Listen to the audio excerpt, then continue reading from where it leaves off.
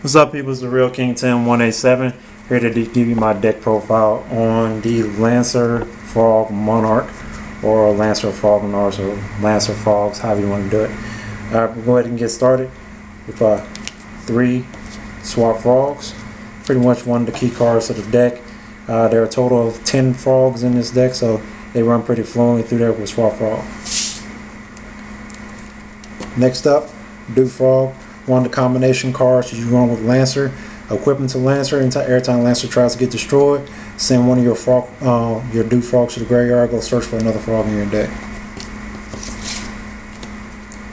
Next up, Poison Draw Frog. Same as Dew Frog. Instead of searching, you get to draw cards. So you can draw up to 3 cards in one turn if all your frogs get destroyed. And last for the frog is Treeborn. Everybody knows them. Self-explanatory. Alright. Key card of the deck, Ronin Tonin. Many combinations, both with the frogs and for exceeding into your rank 2s of Gachi Gachi and into Dark Mist.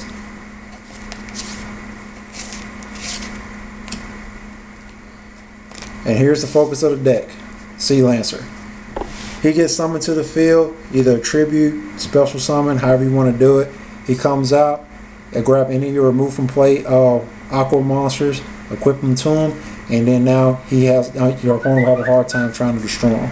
Equip them with your Dew Frogs, your Poison Draw Frogs, your Swap Frog, your Treeborn that they tried to remove with Chain Disappearance or DD Crow, and you bring them back, and then you can send them back to the graveyard again every time he tries to be destroyed. Next up, since we're running frogs, obviously we got to run Chaos, self-explanatory. And Light and Darkness Dragon. So many ways to get them out on the field, either through your Solar Change enemy controllers, which we're about to get to. The Frog Engine works great with him to get out up on the field. I run him in 3 because it's really easy to get out. Next up, Battle Fader. Because you're running the Frog Engine, a lot of times you may find yourself without any monsters on the field. Battle Fader works out great, and you don't run any trap cards, so because that Gores is one of the key cards you're going to play with. I don't play with Trash because a lot of times, especially with this engine, you're going to bleed out your hand very, very quick. Probably the only monsters you might still have are your tribute guys, Chaos, Sea Lancer, and Light and Darkness Dragon. So Gores works great.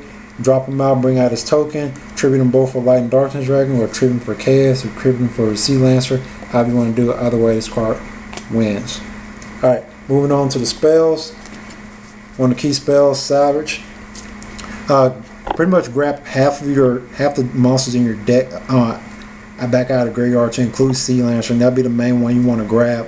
When they are finally able to destroy them, activate Savage, bring Sea Lancer back, bring Treeborn or Ronin Tonin out of your graveyard, perfectly Ronin Tonin. Go ahead and remove one of the frogs out of the graveyard, bring out him, tribute him off for Sea Lancer, grab that frog that you just removed and equip him to Sea Lancer, and now you got an endless little loop that you can do with that. Next up, with all the little guys you got, Creature Swap works great, especially with Ronin Tonin and Treeborn Frog. Since they're going to come out very, very often, you can drop them into attack mode at any given time, put Creature Swap up on them, and then instantly take your opponent's monster and load your graveyard back up with frogs. And because you're running Treeborn and the rest of Frog in, obviously you want to run Econ. This card wins games. I mean, I don't know how many other ways to say it.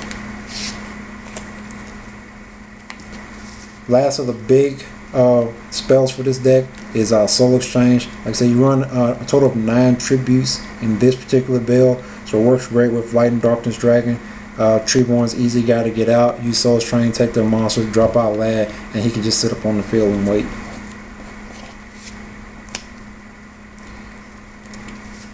Next up, MST. Plenty of back row hate.